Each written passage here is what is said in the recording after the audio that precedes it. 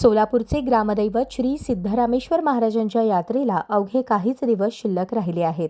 या पार्श्वभूमीवर शहरातील होम मैदान परिसरात व्यापाऱ्यांची स्टॉल उभारणीसाठी मोठी लगबग सुरू असल्याचे पाहायला मिळत आहे. दरम्यान या यात्रेत हिंदू व्यापाऱ्यांना दुय्यम वागणूक देऊन व्यापाऱ्यांना हटवण्याचा कट असल्याचं बहिरवाडे यांनी सांगितलं.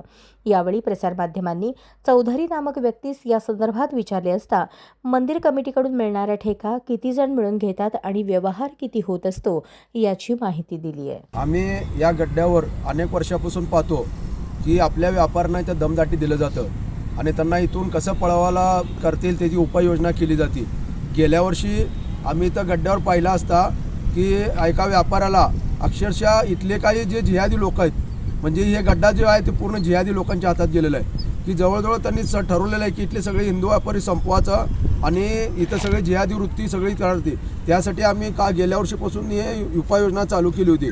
पण पंच कमिटीला सुद्धा वेळोवेळी कळवलं होतं की आपल्या लोकाला हिंदूची जत्रा हिंदू व्यापाऱ्यांना प्राधान्य द्या, पण त्यांची काय सुद्धा मानसिकता नाही आहे. त्यांना फक्त पैशाचं देणं घेणं आहे. इथं महिलांच्या आबरू नुकसानाचं काय नाही. अक्षरशः विजापुरेस शास्त्रीनगर ह्या भागातले झुंडच्या झुंड 15-16 पोरं एक इथं येतात, बायकांना धक्काबुक्की करतात.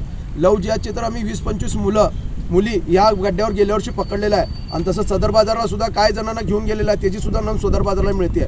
पण अशा प्रकारे हे सगळं होत असताना आम्ही त्यांना निवेदन सुद्धा दिलं होतं की गड्ड्यावर असं चाललेलं आहे. गेल्या वर्षी त्यांनी आमची बैठक बसून सर्व काही थांबवण्याचं आम्हाला त्यांनी आश्वासन दिलं होतं, पण परत त्यांनी ह्या वर्षी तसंच केलेलं आहे.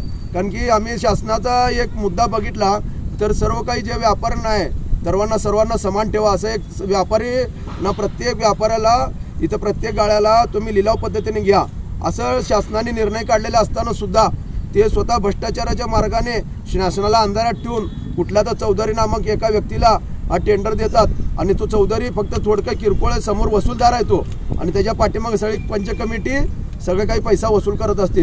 त्यासाठी आम्ही इथं ठरवलेलं आहे की हिंदूंची जत्रा, हिंदूंचा व्यापार आणि हिंदूंचे सर्व काही, त्याशिवाय आम्ही इथं गप बसणार नाही. तर नाही ऐकल्यास आम्ही याच्या मागे भरपूर मोठ्या प्रकारे आंदोलन करून सर्व काही थांबवू. ये जैसे मंदिर में जाते हैं, कमेटी के सामने बैठते हैं कि आप हम लोग आए हर साल जैसे आते, ठीक है, इस बार आप लोग कितने देने वाले हो, आप बोलिए. आप बोलते आप कितना देंगे, दे सकते हैं 1 करोड़ 1.5 करोड़ आप बोलते हैं. हम निगोशिएशन करके जितना में सेटिंग होता है उतना में हम करते. पहले तो हम 5 लाख 6 लाख में शुरू किए 10-12 साल में. अभी तो उन्होंने 1.5-2 करोड़ रुपये चला गया. फिर भी हम बोलते अपा हमसे जितना हो सके हम करते. ये हम 5-6 लोग हैं, हम मिल के लेते हैं. लोकल दुकानदार है, लोकल दुकानदार को भी देना पड़ता है.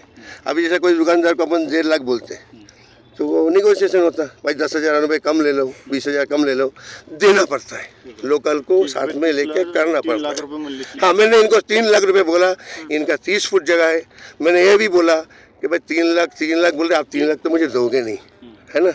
आप जितना दे सकते हैं मुझे बोलो, आपको मैं जगह दिखाता हूँ.